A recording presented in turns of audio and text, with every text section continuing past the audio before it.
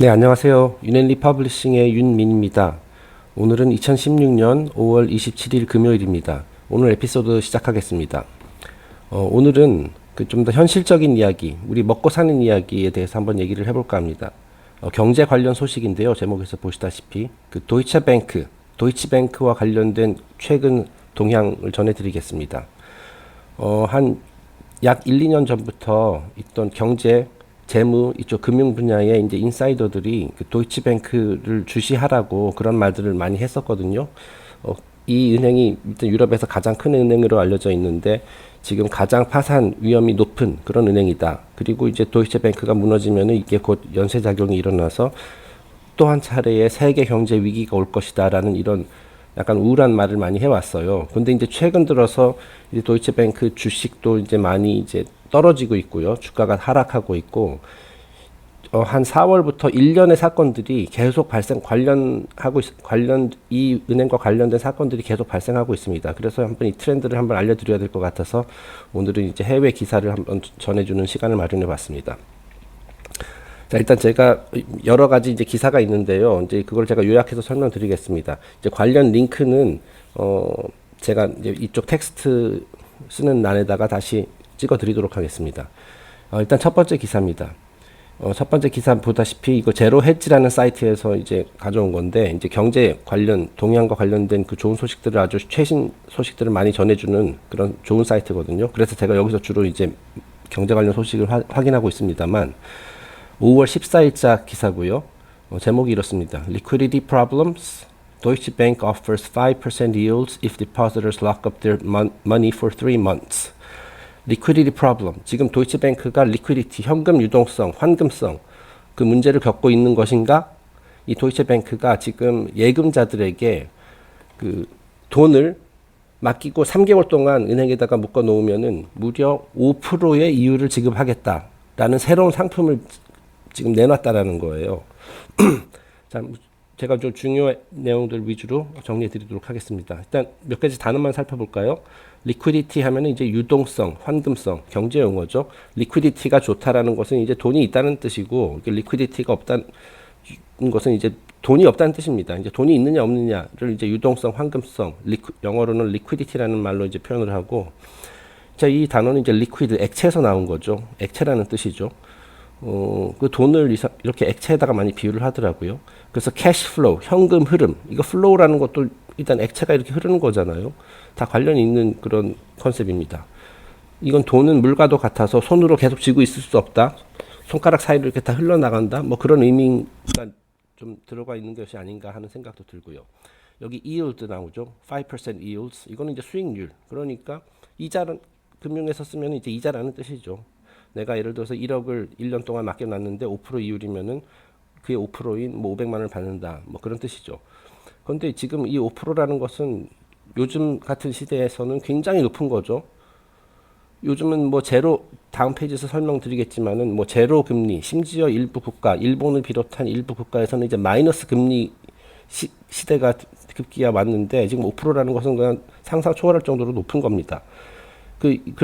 그리고 이런 식으로 이제 이율이 높다라는 것은 그만큼 그 리스크 수익이 고수익이라는 것은 결국 큰 리스크를 동반한다는 뜻이거든요. 그러니까 이제 왠지 의심이 가는 거죠. 자, 뭐 일드는 이제 다른 말로 양보하다, 항복하다 이런 의미도 있고요. 자, 그 기사에서 발췌한 또 하나의 패러그래프인데 이 진하게 표시한 부분을 읽어보겠습니다. It is offering its Belgian clients a 5% gross return for new 10,000 to 50,000 deposits if this money is locked up for the next 3 months. 자, 일단 도이치뱅크가 내놓은 이 상품은 일단은 뭐 유럽 전역은 아니고 일단 벨기에에만 해당이 되는 모양이네요. 이 벨기에의 예금주들이 10,000유로에서 50,000유로에 달하는 돈을 일단 그 은행에다가 맡기면은 그리고 3개월 동안 인출하지 않으면 그죠? 향후 3개월 동안 그 5%의 연 5%에 해당되는 이자를 지급하겠다라는 내용입니다. The offer is only valid for the next 40 days until June 24th. 그리고 이 상품에 가입할 수 있는 시기가 오는 6월 24일까지, 그러니까 한 달 남았네요. 그때까지 이제 신청을 해야 돼요. 자, 그러니까 예를 들어서 6월 24일 날 그 돈을 예를 들어서 10,000유로를 맡겼다. 그러면은 이제 9월 24일까지는 인출할 수가 없는 거죠.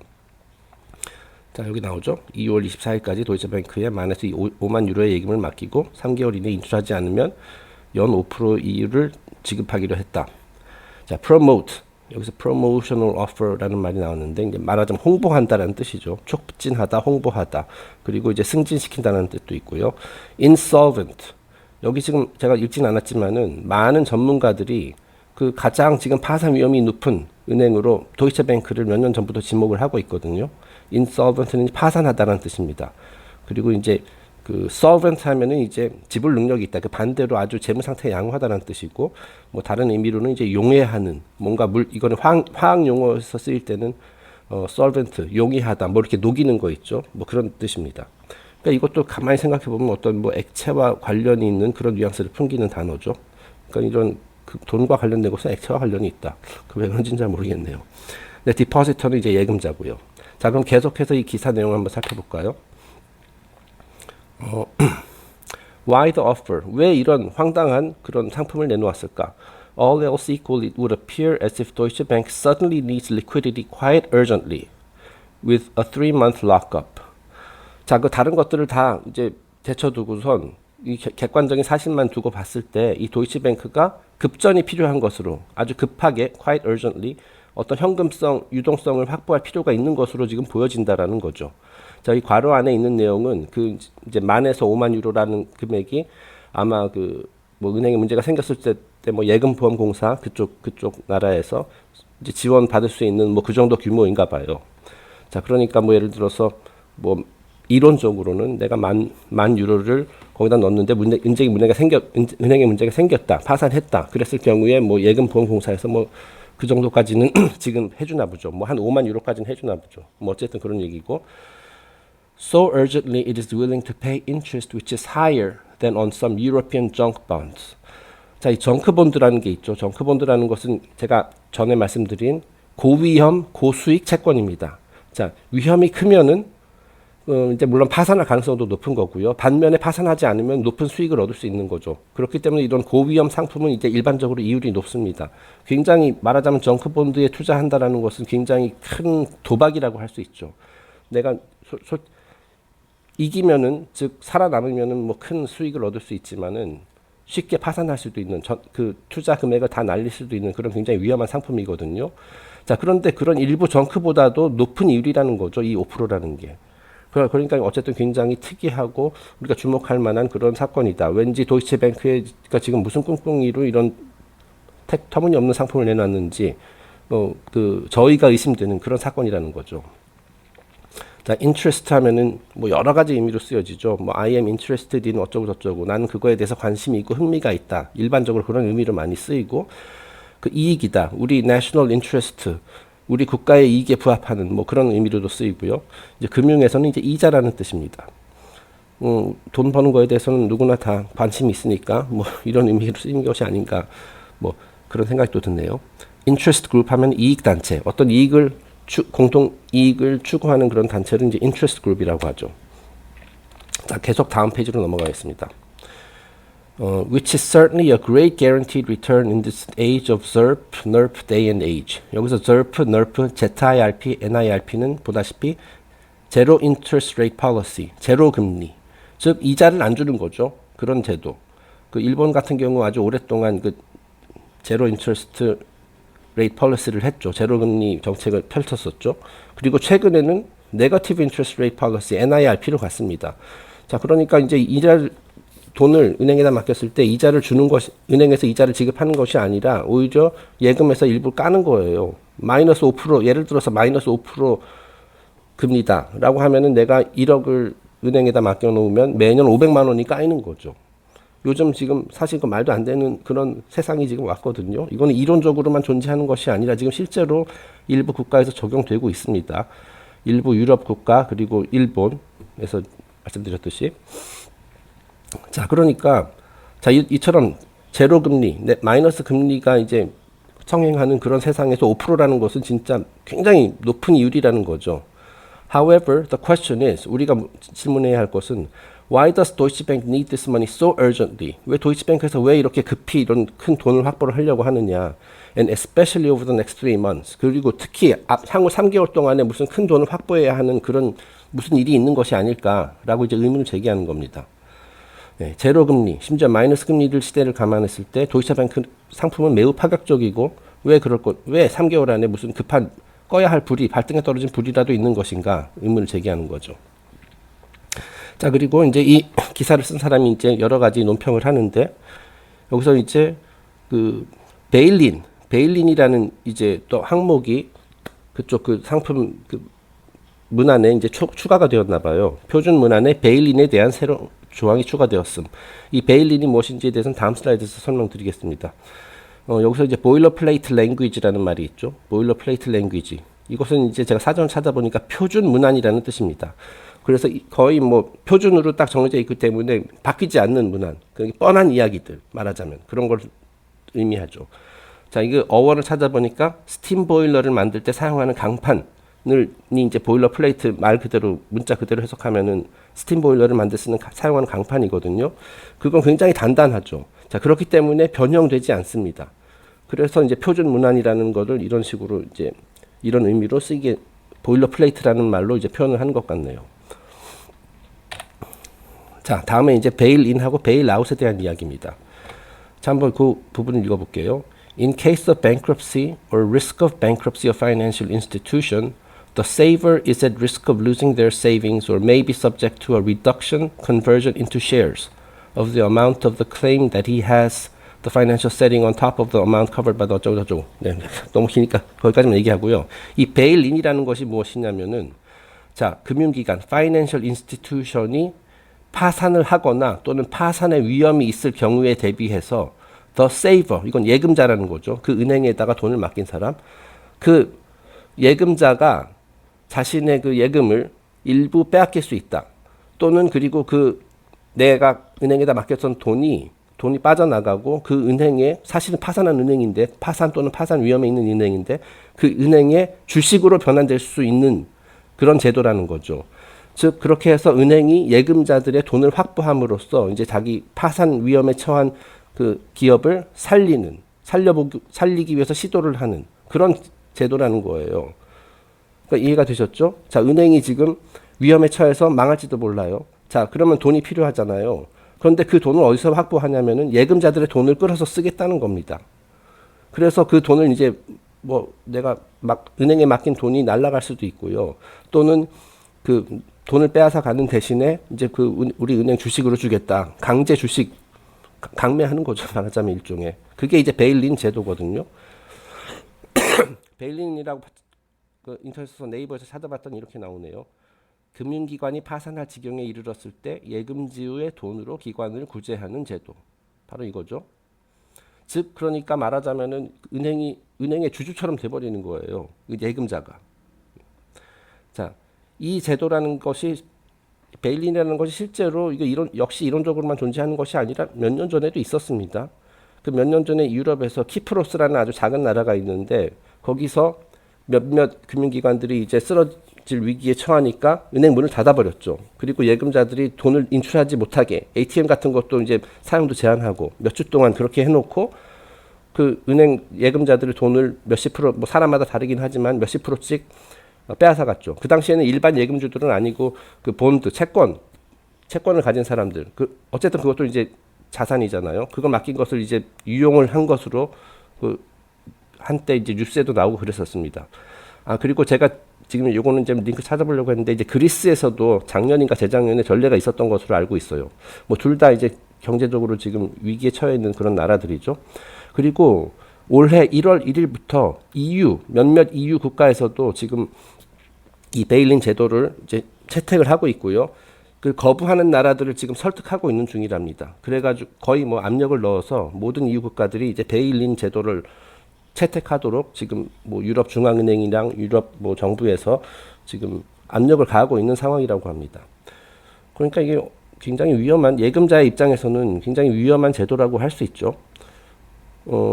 이제 또 가장 어쨌든 요즘 화제가 되고 있는 것은 유럽 쪽이고 뭐 다른 나라들도 제가 지금 예전에 들은 거지만은 뭐 일부 미국의 일부 은행들, 뭐 캐나다, 호주, 뉴질랜드 이런 쪽에서도 이거와 비슷한 제도를 지금 최근에 채택한 것으로 알고 있어요.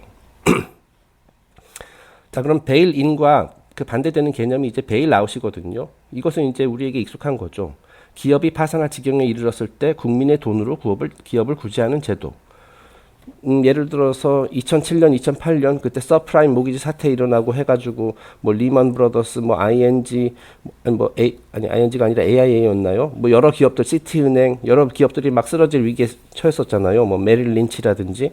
자, 그때는 어떻게 했냐면은 이제 정부를 설득해서 정부에서 말하자면 공적 자금 이런 것들을 투입을 해가지고 그 회사들을 살렸었죠. 뭐 일부 리만 브라더스 같은 데는 이제 망했지만 이제 큰 회사들 그런 데를 이제 살렸었죠. 다시 말해서 국민의 세금으로 그동안 뭐 큰 도박을 해가지고 망하게 된 그런 은행들, 금융기관들을 이제 살렸었던 전례가 있고, 뭐 이런 사례들은 뭐 우리나라에도 많이 있었죠. 공적 자금 투입해가지고 부실한 기업들 살리는 거. 그거는 이제 국민의 세금으로 하는 거고, 이거는 우리에게 익숙한 그런 제도고, 이제 베일인이라는 것은 이제 국민 세금이라기보다도 그 해당 기업, 해당 은행이 예금자들의 돈으로 구제를 하겠다라는 겁니다. 이 점을 잘 생각해 보시기 바랍니다. 자, 그러니까 이번 도이체뱅크의 이 새로운 이 파격적인 상품과 이 베일린 제도를 죄송합니다. 결합해서 우리가 추정해 볼 수 있는 게 뭐냐면, 자, 일단 이 기사를 쓴 사람이 언급했듯이 도이체뱅크가 지금 급전이 필요한 상황이다. 이유는 모르겠지만, 그죠? 뭔가를 뭐 막으려고 하는 거겠죠. 뭐 파산을 막으려고 한다라든지. 자, 그래서 이런 굉장히 매혹적인 상품을 지금 출시를 해서 예금주들을 이제 유혹하고 있는 거잖아요. 그 돈을 확보하고 그 3개월 이내에 베일린 제도를 실제로 시행할 만한 그런 일이 있을지도 모르겠다라는 거죠. 이건 물론 이제 최악의 경우지만은 뭐 이런 객관적인 사실을 두고 봤을 때 그럴 가능성이 있지 않은가. 앞으로 3개월, 6월 24일 이후로 한 3개월 이내에 베일린을 할 만한 그 예금주들의 돈을 끌어서 쓸 만한 일이 있는 것이 아닌가. 물론 이제 일반 예금자들은 이거 굉장한 상품이다 하고선 이제 너도 나도 투자를 하겠죠. 물론 벨기에라는 나라가 굉장히 작은 나라이긴 하지만은 어쨌든 그래서 그 경제 규모는 제가 정확히 모르겠지만 어쨌든 이런 식으로 굉장히 이거 위험한 모험이라고 저는 이제 생각이 되거든요. 그리고 우리가 지켜봐야 할 그런 경제 관련 소식 중에 하나인 것 같습니다. 여기서 한번 하면은 이게 다른 나라에도 퍼질 수가 있거든요. 뭐 예를 들어서 우리나라도 언젠가 베일린 제도 도입을 하고 뭐 이런 시행을 하게 될지도 모르잖아요. 이제 또 도이체뱅크에서 어떻게 되는지 한번 봐야 될 것 같습니다. 그 몇 년 전 키프로스 사태에 대해서 우리가 이제 은행에다 돈을 맡겼을 때 이게 항상 안전한 것이 아니구나라는 교훈을 얻었듯이, 자, 이번 사건도 이런 요즘같이 제로금리, 마이너스 금리 시대에 이런 높은 이율을 지급한다는 이런 그 유혹의 상품이 등장했을 때 조심해야 된다라는 것을 우리가 배워야 할 것 같습니다. 자, 그런데 이제 또 놀라운 것이 뭐냐면 그 최근 몇 년 동안 그 2010년, 11년 그때 이후로부터 이제 미국하고 뭐 유럽 그리고 일본 이런 선진국들 경제 대국들이 돈을 엄청나게 많이 찍어냈거든요. 그 미국 같은 경우는 뭐 QE1, QE2, 뭐 3, 4 양적 완화라고 하죠. 뭐 오퍼레이션 트위스트니 이런 여러 가지 꼼수를 통해 가지고 굉장히 많은 돈을 찍어냈어요. 그 QE2가 제가 한참 진행 중일 때는 한 달에 우리나라 돈으로 90조에 이르는 돈을 찍어냈어요. 그러니까 엄청나죠. 1년 하면은 그게 1000조거든요. 그렇죠. 1000조 이상이죠. 자, 근데 그 돈이 대부분 그 은행들에게 이제 갔거든요. 자, 그렇기 때문에 은행들이 사실은 그 돈이 궁할 때는 그냥 그 중앙은행을 통해 가지고 이제 거의 제로에 가까운 금리로 이제 돈을 충분히 확보할 수가 있는데, 따라서 도이체뱅크도 그렇게 할 수 있거든요. 그런데 그렇게 하지 않고 지금 예금자들에게 그들을 타겟으로 삼았다는 게 좀 독특한 그런 상황이라고 볼 수가 있어요. 도이체뱅크가 지금 그렇게 급전이 필요하면은 유럽 중앙은행에다가 요청을 해서 돈을 받을 수도 있는데 왜 그렇게 하지 않았을까? 이것도 또 하나의 수수께끼죠. 자, 그래서 이거에 대한 이 도이체뱅크가 예금자들에게 손을 벌리는 그런 상황을 설명할 수 있는 또 몇 가지 관련 뉴스가 있습니다. 오늘 시간이 좀 길어지지만 죄송합니다. 네. 자, 이거는 이제 한 달 전 4월에 있었던 몇 가지 소식인데요. 이 도이체뱅크가 어떤 그 소송에 휘말려서 그 재판이 진행되는 도중에 지금 4월 14일에 나온 기사입니다만은 그동안 은 시세를 자기네들이 조작해 왔다고 시인을 했어요. 자, 그리고 뿐만 아니라 자기들과 함께 은 시세 조작에 공모했었던 다른 은행들, 그런 은행들에 대해서 불겠다, 정보를 제공하겠다, 증거를 제출하겠다라고 이렇게 나왔거든요. 사실 이것도 굉장히 쇼킹한 사건이었는데 우리나라 언론에 보도되지 않은 것 같습니다. 보도됐더라도 뭐 어떤 작게 됐던거나 어쨌든 제가 보지 못했거든요. 그 몇몇 그 대형 은행들이 그 유럽 쪽에서는 이제 LBMA라고 해가지고 뭐 런던 베이스 메탈 엑스체인지인가 뭐 해가지고 매일마다 이제 금하고 은의 시세를 이렇게 딱 한 4개인가 5개 정도 은행이 이렇게 협의를 해가지고 이제 정하거든요. 그 중에 이제 도이체뱅크도 그 중 하나였는데 그 방식을 통해 가지고 그동안 조작을 해왔었다라는 걸 시인을 했다라는 거죠. 그런데 거의 같은 날 또는 다음 날인가 금 시세도 조작했음을 시인했고, 그리고 역시 공모자들에 대한 정보를 제공하기로 했어요. 그동안 다른 은행 관계자들과 주고받은 이메일 메시지, 뭐 메신저, 뭐 이런 것들까지 다 자료를 제출하겠다. 어떻게 보면은 이제 그렇죠. 뭐 고자질 비슷하게 한 거죠. 자, 그래서 이제 도이체뱅크가 좀 왕따를 당할 수도 있다. 다른 은행들 같이 함께 이제 공모했었던 은행들로부터 이제 말하자면 토사구팽, 왕따를 당해서 지금 돈을 구할 수 없는 것이 아니냐. 뭐 그렇게 한번 추측을 할 수가 있거든요. 근데 이런 관련 뉴스들이 계속 나와요. 자, 이건 5월 23일 밑에 거 먼저 보시죠. 5월 23일자인데 며칠 전이죠. 자, 금, 은 시세뿐만 아니라 그동안 주가 조작도 해왔다는 걸 또 시인을 했어요. 계속 이제 재판 중이거든요. 그리고 이 소식이 나가자마자 이제 주가가 그렇지 않아도 많이 떨어진 도이체뱅크 주가가 이제 급락을 했습니다.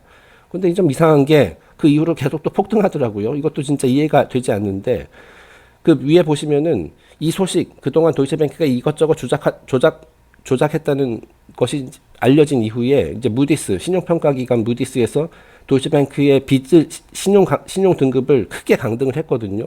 정크보다 2단계 살짝 위인, 그러니까 거의 정크 수준까지로 이제 떨어뜨렸어요.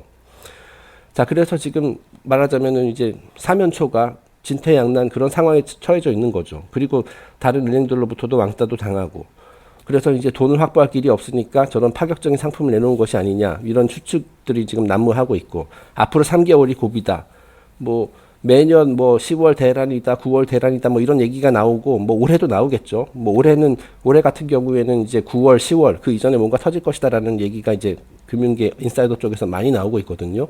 지금 보면은, 지금 경제 상황 보면은 저희는 보통 뭐 국내 주식 뭐 이런 것들 많이 보잖아요. 자, 주가는 잘 꾸준히 그래도 안정적으로 요즘 다시 또 오르고 있더라고요. 자, 그래서 대부분의 국민들은 그것을 보는데, 실제 그 전문가들은 주가보다는 그 다른 것들을 많이 본답니다. 뭐 채권, 본드, 뭐 이런 쪽, 그리고 이제 그 화폐, 환율 이런 것들을 더 중요시한다라고 해요. 그 주식 그거는 말하자면 이제 겉으로만 드러나는 거고, 진짜 알맹이는 그런 쪽에 있다라는 거죠. 그리고 이제 지금 우리가 다루고 있는 이런 내용들. 그래서 지금 우리는 주식만 보고선 주식이 뭐 2천에 가까우니까 뭐 안심해도 된다, 세계 경제 괜찮아, 뭐 이렇게 생각하시면 안 되고, 이와 같은 인사이더 지금 안에서 어떻게 돌아가고 있는지, 자, 언론에서는 잘 보도되지 않지만 이런 내용을 항상 숙지를 하고 있어야 될 것 같습니다. 예전에 맨리 피올 씨가 어떤 강연에서 이런 말을 한 적이 있거든요. 우리가 미래를 예측할 수 있는 이유, 미래 예측이 가능한 이유는 이 미래에 생기는 일들이 결국 인과관계 법칙에 의해서 딱 정해지는 것이거든요. 그리고 또 이런 말도 했어요. 어떤 결과, 인과관계 했을 때 이제 원인과 결과가 있는 것 아닙니까? 원인을 알면 결과도 알 수 있다. 그렇기 때문에 미래 예측이 가능하다라는 거거든요. 자, 이 원인이라는 것은 즉 미래에 있을 결과에 대한 원인은 현재 또는 과거에 있죠. 자, 저희가 지금 다루고 있는 내용들, 이런 것들이 바로 원인이라고 할 수 있습니다. 자, 이 원인을 확실하게 알면은 그 결과가 또 예측을 할 수 있다라는 거죠. 정확한 시기까지는 정확하게 맞추기 힘들지 몰라도 이러이러한 원인이 있었으니까 이러이러한 결과가 반드시 나타날 것이다라고 이제 저희가 추정은 할 수 있어요. 자, 이 점을 염두에 두고 항상 어떤 원인을 이제 볼 수 있는 눈, 그런 것들을 이제 키우는 것이 이제 우리 살아가는데 많은 도움이 될 것 같습니다. 오늘 너무 또 길어지고 제가 좀 말을 잘 조리 있게 하지 못한 것 같은데요. 앞으로 더 노력을 하겠고요. 앞으로도 이런 중요한 소식이 있으면은 전해드리도록 하겠습니다. 오늘 에피소드는 여기서 마치겠습니다. 감사합니다.